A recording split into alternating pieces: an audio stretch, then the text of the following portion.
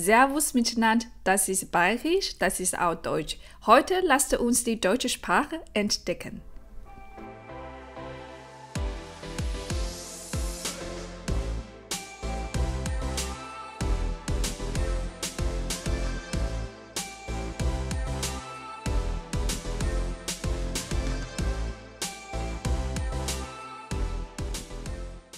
When I began my study of German, I had no idea that German we hear today is actually a standardized form of the language, which has been shaped by linguistic changes, historical events, and cultural influences over the centuries. Standard German is actually a combination of different dialects. In this video, I will guide you through the fascinating story of the development of the German languages. It's a long and ongoing journey to shape and standardize German, and despite numerous historical events, the language flourished through the efforts of authors, writers, translators, eventually becoming the German we know today. Before we delve into the details, let's briefly outline the stages of the German language. It underwent 5 distinct stages on its path to becoming the language we know today. First, Proto-Germanic language, Old High German, from 700 AD or 600 AD to the 11th century. Middle High German, from 1050 to 1350 AD. Early New High German, from 1350 to 1600 AD. New High German, from 1600 to the present time.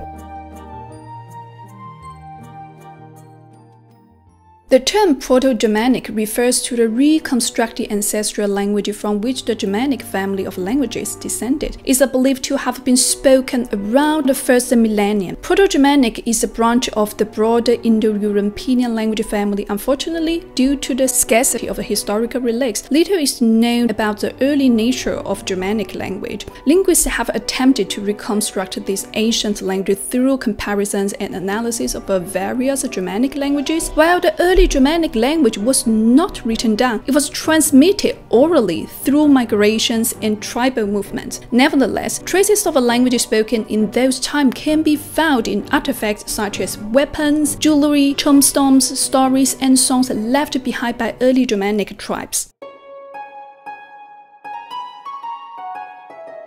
During this period, people in the German-speaking areas of Europe spoke various dialects that are collectively referred to as Old High German. This period corresponds with the early Middle Ages and the time of a Frankish Empire under the rule of Charlemagne and its successors. Old High German is a collective term for the earliest West Germanic dialects and is the earliest stage of the German language that has considerable written records. The term High refers to dialects spoken in the higher or more mountainous and southern regions of Germany, Austria, Switzerland. These Old High German dialects were not standardized and varied by region.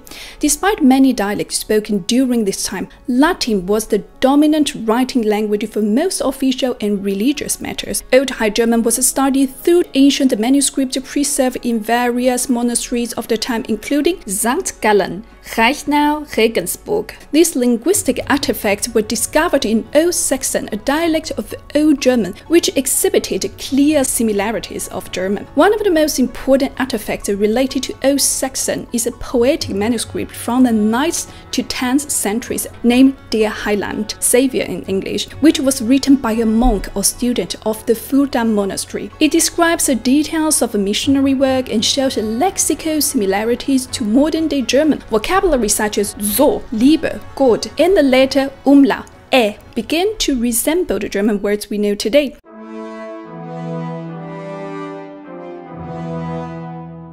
During the Middle High German period, people in the German-speaking regions of Europe spoke various dialects and collectively fall under the umbrella of Middle High German. This period is significant for the development of the German language, as it saw the flourishing of German literature and the further development of regional dialects. The Holy Roman Empire was a multi-ethnic complex of territories in Western and Central Europe. Latin continued to be the language of learning, scholarship, and the church, and so would have been known by the educated classes. It's important to understand that there was not just one standardized Middle High German language that everyone spoke. Rather, there were numerous regional dialects, and the boundaries between them were fluid. Nevertheless, despite this regional diversity, certain dialects gained prestige and became the basics for written literature. Most notably, the quarterly dialect used in a famous Middle High German epic Nibelungenlied, as were the works of notable authors like Walter von der Vogelweide and Hartmann von Auer. The works of these authors give us an insight into the life and culture of the time. Myths and legends from the Germanic past were written down in poetic forms, with borrowing in the language of the knighthood influenced by French loanwords.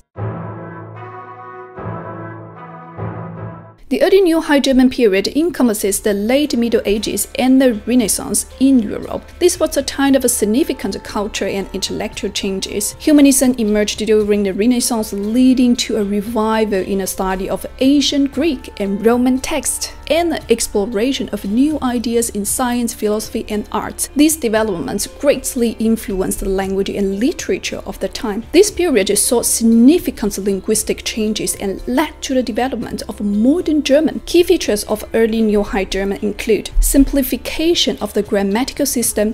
The case system became less complex, and declension was simplified compared to Middle High German. Phonological changes. Pronunciation underwent shifts, including changes in vowel sounds and the emergence of new consonant sounds. One of the most important events of this period was the Protestant Reformation. Initiated by Martin Luther in 1517, Luther translated the Bible into vernacular German. Luther was born and raised in the region of Saxony in what is now Central Germany, and his native dialect was an East Central German dialect. However, for his Bible translation, he didn't strictly use his local dialect. Instead, Luther chose to use a version of German that would be understood by people in the many different regions of the Holy Roman Empire. He utilized the Chancery language, Kanzleisprache, used in a Saxon court, which was based on a mix of East Central and Upper German dialect. This Chancery language was already serving as a kind of a lingua franca among the educated and literate of the time. Furthermore, Luther's work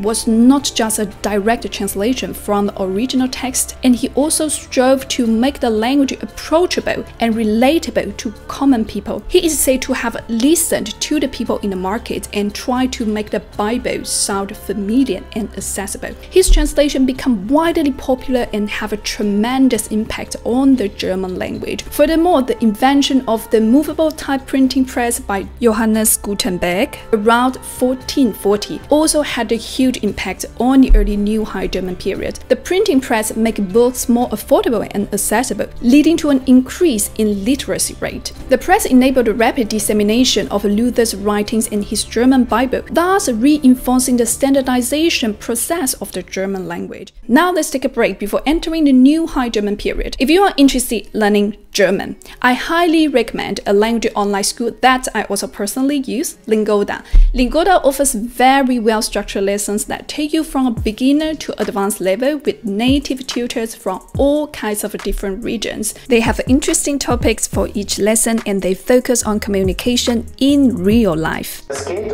das Wesen der Musik. Das ist das Thema. Musiker können unsere Stimmung beeinflussen. What's great about Lingoda is that they have native speaker teachers from different regions, so you can learn with instructors who have different accent or speak dialects such as Swiss or Austrian. You can have a small group lesson or one-to-one lessons. You can create a flexible schedule and modify it according to your needs. Now is a great opportunity to join their summer sprint challenge. You can get cashback by participating in 2 different challenges. If you commit to learning daily for 60 days, you can get a 100% cashback, or you can take a lesson every 2 days and get a 50% cashback. If you want to start your German learning journey with Lingoda, click the link in the description box.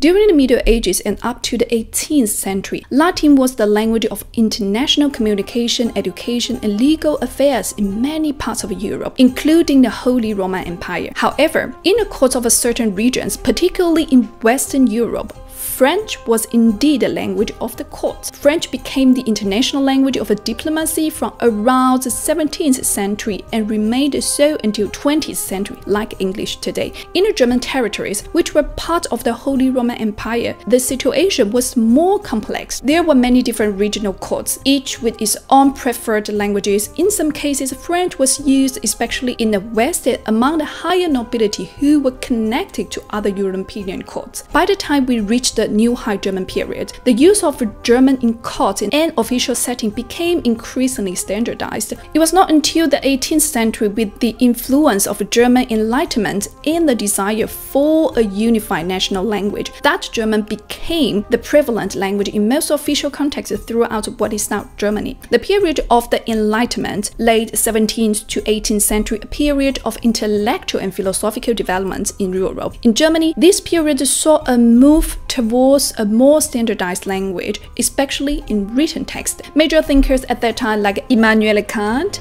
Johann Wolfgang von Goethe and Friedrich Schiller all wrote in German during this period and had a significant impact on the language. There was exemplified expressive possibility of a New High German and helped establish it as a language of literature and intellectual discourse. Notable authors like Hans Sachs, Andreas Gropius, and Martin Opitz contributed to the growth of a refinement of German language. The northern dialects did not develop their own written language, with the exception of Dutch, which was a German dialect in the Middle Ages but evolved into its own language in the 16th century. Grammatical and phonetic norms initially appeared in the Duden Handbook in 1880, which became the official definition of the German language in 1901. New High German underwent the simplifications and changes in its grammatical structures compared to Middle High German. Complex inflectional ending gradually simplified and word order became more rigid,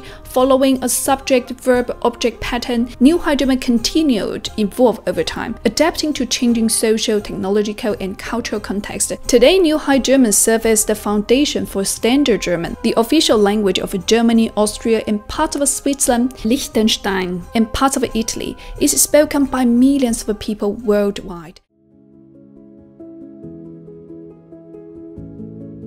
The political unification of Germany under Prussian leadership in 1871 made it necessary to have a standardized form of the language for use in government, education, and national media. Language academies such as the Prussian Academy of Sciences played a crucial role in developing and maintaining a standardized German language. In 1880, the first edition of the complete orthography dictionary of the German language was published. The spelling rules from the 1880 Duden remained in place until the first spelling reform of 1996. The Industrial Revolution in the 19th century introduced technical terms into the languages. The rapid advances in technology in industrial during the period introduced a whole range of new vocabulary, such as Elektrizität, Waschmaschine, and Eisenbahn. Increased communication, education, and literacy rate helped spread these new words and standardize their usage. Now the word wars and the division of Germany during the Cold War had a profound effect on German society, including the language. Exposure to other languages, especially English, led to the borrowing of words, anglicisms, and political and social changes, introduced new vocabulary like computer, job, and team. When we enter 20th century, the impacts of globalization and technological advance have all contributed to shape modern Standard German. Let's talk about the German dialects. German dialects can be categorized into these major groups. The Low German dialects in the north more closely related to Frisian and Dutch than to their southern part. The Middle German dialect consisting of dialects such as Kölsch, Hessian, and Berlinerisch. The High German dialects such as Swiss German, Austrian dialect, and most notably for foreigners, the Bavarian dialect, Bayerisch. Here is to note that national borders and dialectal borders do not match up. Today, an estimated 50% of German speakers, through mostly the younger generation, do not speak a dialect, retaining only an accent in their speech. Dialects, especially those with an ample difference in grammar and pronunciation from High German, are still widely spoken in rural areas and more commonly in the south of Germany. Contrary to Germany, Austria and Switzerland do have a flourishing dialect culture, and for most citizens, High German is considered a different language. Though it is not necessary to learn a dialect as in Arabic, it's helpful to get familiar with a dialect if you plan on moving to a dialect-heavy region. The linguistic variability in all those dialects is definitely worth exploring.